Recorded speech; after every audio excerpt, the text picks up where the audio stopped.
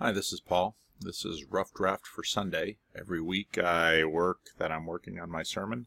I run through it on Friday, and I take a little video of it, and I get feedback from you all in the comment section, and this week is no different. We'll have another one next week, and then I'll be on vacation for a week, so you're gonna miss a whole bunch of videos that week probably. Who knows? Haven't decided what I'm doing for vacation yet. I had a strange thing at Livingstone's last week. David and Alexander were in the house from Rebel Wisdom, and I noted that to some people on my congregation on Facebook and pointed them to the blog video that they made this week, and I think probably some of them were a little surprised at the kinds of things these guys talk about. These aren't normal topics, psychedelics and meditation, and these aren't normal topics for Livingstone's Christian Reformed Church, but they were in to take some video and talk about Jordan Peterson of all things, which is, of course, for many people in my church, don't pay hardly any attention to Jordan Peterson. But this whole strange trip that I've been on for the last number of months has brought me a lot of new friends. One of these new friends is Matt, and Matt had a conversation with Jordan Peterson exploring Christianity. And so part of what's strange for Christians who live inside their insular church bubbles is, why are all these people interested in Christianity, and what does Jordan Peterson have to do with it? Jordan Peterson doesn't go to church, and his relationship with Christianity is complex, to say the least. But here my friend Matt had a conversation with Jordan Peterson, and the conversation was quite interesting because my friend Matt has a seminary degree, and he's been a youth pastor in some churches, and he currently teaches math. But he and Jordan Peterson got into it on Christianity, and I don't mean in a conflicted way. Peterson was very interested and looking to ask Matt questions. And as is often the case in conversations that I have, questions boil down to brass tacks, and this, for many people, is kind of the bottom question. If being disobedient can get you lost, can working the rules get you saved? Now, I want to be a little careful with that word saved, because a lot of church people will hear saved as going to heaven and not hell when they die, but actually that's a fairly low-resolution view of the word. If you look at the word in the Bible, it's used for all kinds of things. We need to be saved in every way we can be saved, to rip off a phrase from the movie Titanic.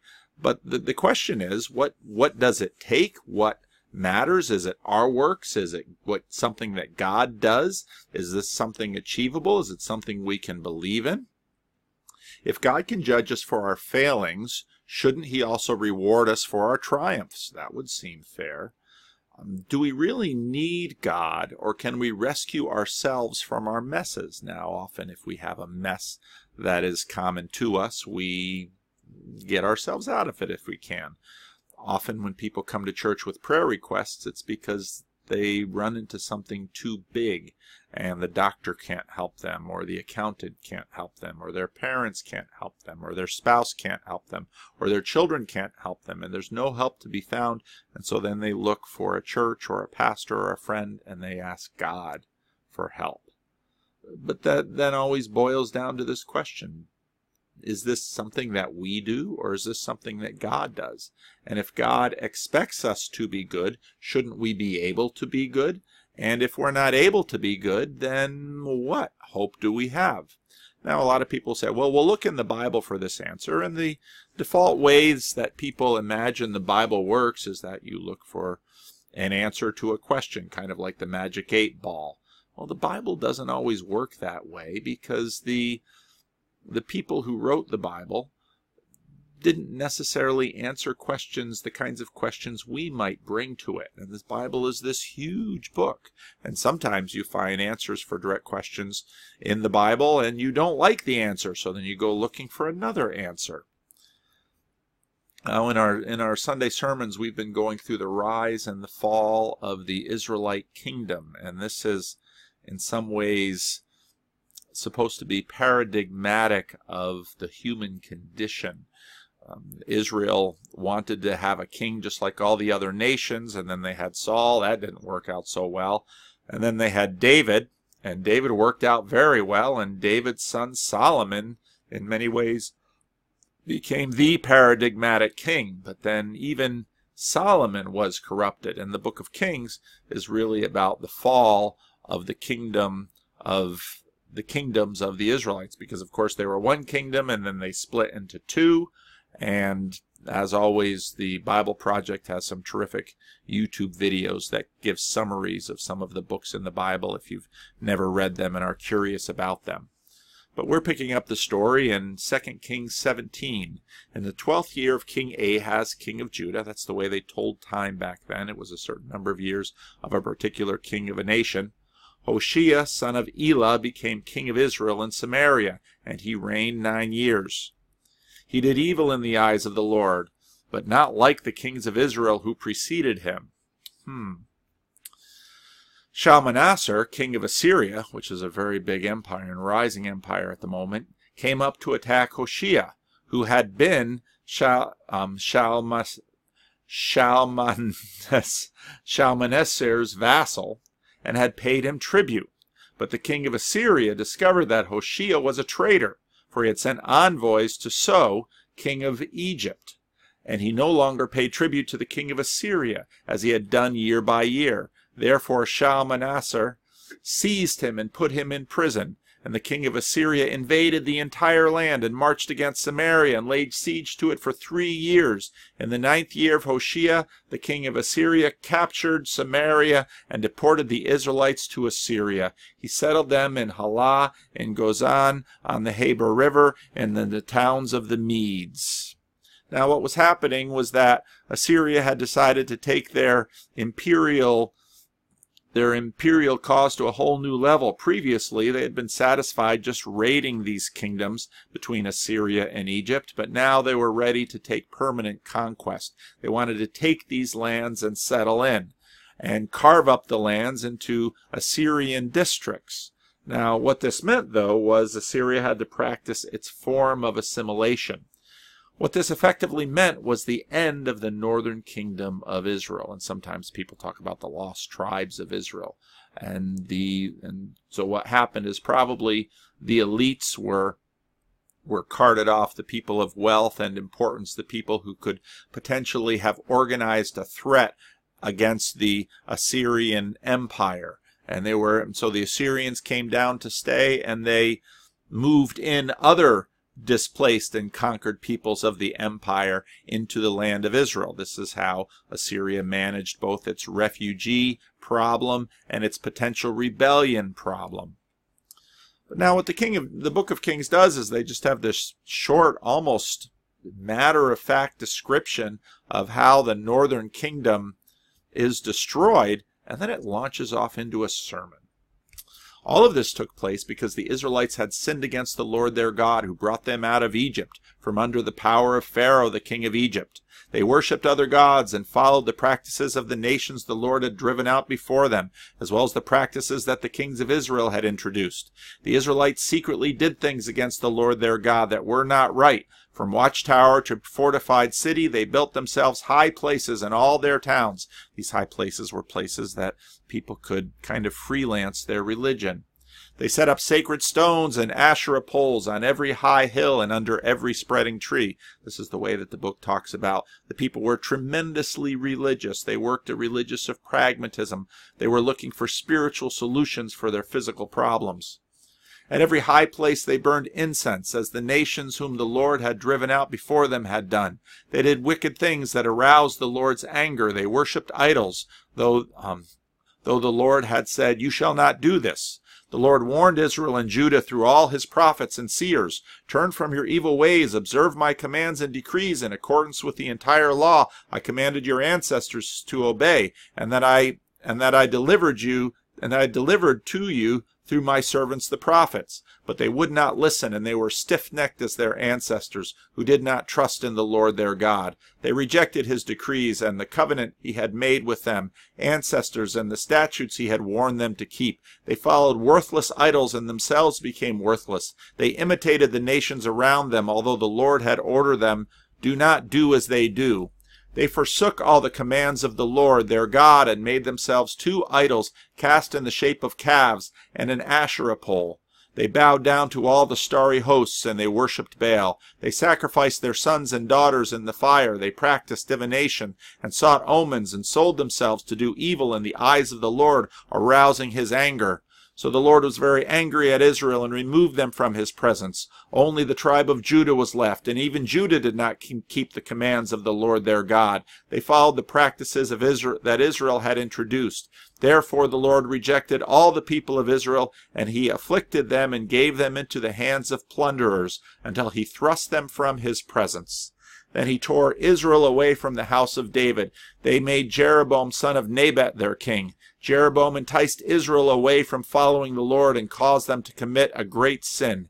The Israelites persisted in all the sins of Jeroboam and did not turn away from them until the Lord removed them from his presence, as he had warned them through all of his servants the prophets. So the people of Israel were taken away from their homeland in exile in Assyria, where they are still. Now, if you listen to Sam Harris and many others, they'll say, well, these are made-up stories by an old man in the sky, and this is just religious revisionists going back and adding a religious veneer to what had happened to Israel. Well, the Book of Kings doesn't see it that way. When he took Israel out from the house of David, they made Jeroboam son of Nebat their king. Jeroboam enticed Israel away from following the Lord and committed a great sin. The Israelites persisted in all the sins of Jeroboam and did not turn away from them until the Lord removed them from his presence. He had warned through all his servants the prophets. So the people, this is why I do rough drafts. That was a repeat of a slide. Got to pause. I thought that transition didn't go very well. I didn't actually have a duplicate slide. I just went the wrong direction, so I did some editing. So the common take is that these made-up stories of a sky god, and they're used to perpetuate ancient stories that irrationally control people in order to keep men in power, just men or other men or these whatever. And then there's the assumption of common religion behind it. If you do good, God will reward you. If you do evil, God will punish you. But when you roll out with that, you start getting specific about what is good and evil. Well, how to know the rules? Different gods have different rules, and this God of Israel seems less reasonable than other gods who are okay with people freelancing their spiritual portfolio and cutting the best deals with religious service providers. And so often when text like this gets read, it's like, well, of course, no real God should have a problem with what we would imagine to be reasonable conduct, and so therefore all of this stuff about Israelite particularity just looks bad. But when I read this passage, I had another question. When did Israel stop being Israel? So they have their particular God, and they have their particular identity, and they have their particular story about what this God is demanding of them. And you might have noticed in the text that the story goes all the way back to Egypt. It seems this God imagines that he created Israel, that they don't exist on their own, and that he lays claims on them. So what was it that made them special?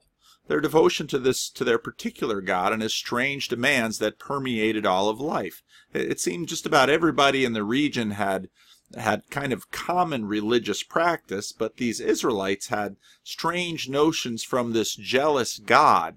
Now, if you read the Book of Kings, the basic assumption of the Book of Kings is that this is Israel becoming like her neighbors. Slowly, surely, the corruption of the neighbor sets in. At least it's perceived as corruption by the Book of Kings. Now, we might begin to ask ourselves, so what exactly is lost when Israel becomes like all the other neighbors? She has the same God, the Baal, Asherah poles, the same behaviors, which is kiss up and kick down, the same goals of being the top dog. And so the destruction of Samaria and the assimilation by Assyria, is this such a bad thing? Now, what happens essentially is that Israel goes into the Assyrian blender and becomes these so-called lost tribes. And in some ways, it's the fulfillment of 1 Samuel 8, where They not only have a king like the other nations, they have the same king as the other nations. And so the Israelites are shuttled out into some different places, and people from other places are shuttled in. Aren't people people? Isn't this just the way of the world? And so what is the book of Kings complaining about? And what is this God of Israel complaining about? What does it have to do with anything and her mission? Now, implicit in this is if Israel wanted to keep her identity, if Israel wanted to keep her peculiar ways about her, would the outcome have been different if she had stayed obedient? Now, there's always two ways to talk about rules. One way of talking about, I think I'll do a slide on this, so hang on, I'm going to add a slide. Now, there are always two kinds of rules, or even perhaps two aspects of rules. There are rules with natural consequences that seem inherent in the situation, and there are rules with external consequences where a third party comes in and acts to enforce a rule. Now these two views or aspects of rules are not necessarily exclusive. Sometimes they are and sometimes they aren't. And you might think about, let's say, a mother tells a child, don't touch the stove. The mother is then the external force of consequence and slaps the hand. The child touches the stove and is burned. That would be the natural consequence. One of the things that's going on here with Israel is the natural consequence of not following the covenant makes her just like the other nations. I wonder where I should put this slide. Hang on, I'm going to move my slides around. And so if you understand these two aspects, you could ask this question: when did Israel stop being Israel? Now, clearly the book of Kings see this as an external consequence, but it can just as easily be viewed as a natural consequence. Israel, according to the book of Kings, was following the practice of the local Baals, of the regional gods, and was simply assimilated into the practice of all the other kings. They had the same gods, the same behaviors, the same goals.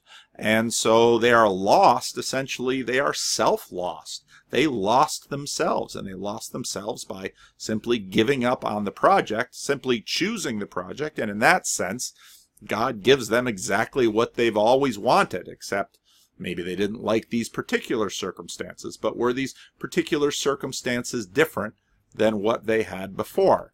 Now, that then begs the question of God's power, if God would rescue them. Would the outcome have been different if they'd been obedient? So let's imagine that perhaps they were obedient. Would God have rescued them? And certainly the book of Kings is full of lots of stories about God rescuing them or God rescuing his prophet. And we've seen that in past sermons. Now, part of us wants to say yes, because this sounds, would the outcome have been different if they had been obedient? Part of us definitely wants to say yes, because this is exactly the kind of contractual arrangement we want to make with God. That if we're God or the gods or the universe or however you want to frame it, that if I do good, then good things will happen. And if I do bad, then bad things will happen. If I eat right, then I'll, live forever? If I eat right and take care of myself and do good to my neighbor, then my neighbor will do good to me. Now, doing bad to your neighbor can pretty much ensure that your neighbor will likely do bad to you. But if you do good to your neighbor still might do bad to you. But this sounds fair. And in many ways, if you read the book of Deuteronomy, where a lot of this stuff gets laid out pretty clearly, that's pretty much what God says. If you do right by me, then I will bless you. And then your crops will grow, and you'll have plenty of children, and you'll flourish in the land, so on and so forth. But now let's imagine every time we run this experiment with people, the outcome always stays the same. Now, if you know anything about people, this might not be a mystery, because it is very much the case that if you're good to your neighbor might not be good to you. And generally speaking, it's not at all unusual to have a relationship with someone and both parties think that they've been good to the other party, or just to the other party, or fair to the other party, or even generous towards the other party, and the other party doesn't feel the same way. There's human biases involved. There's all kinds of things involved. But here's the thing. Performance can vary, But people are never perfect. Every time you run this experiment with people, the experiment always seems to go the same way. So let's continue the thought experiment, and let's imagine, what if there was a perfect man? Now, he'd need to be perfect in his words and his deeds. And if such a man lived, how would he be received? Now, actually, I'm going to make a little comment in here that about a year or so ago, I read Plato's Republic, and one of the interesting early conversations in Plato's Republic is about the just man.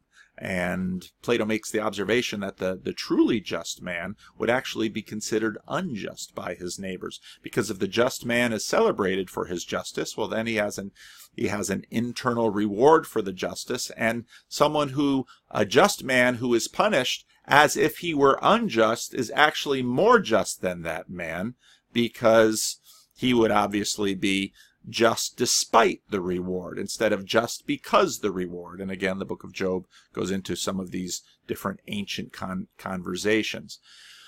But the perfect man would need to be perfect in his words and deeds, and even when he would be imagined to be imperfect by the people around.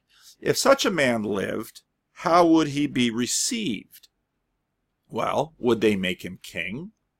Or would they welcome him and appreciate him? And again, Plato starts to look at this, and we think, well, maybe, maybe not. And you might, in fact, remember back in your school days, if you had a group of kids who were intent on doing something, intent on doing wrong, how did you feel about the one kid who didn't want to go along with the wrong that you wanted to do? In fact, we as human beings are, in fact, so groupish. We will hate someone just because they haven't assimilated into our group, whether or not we think that they are doing right or wrong.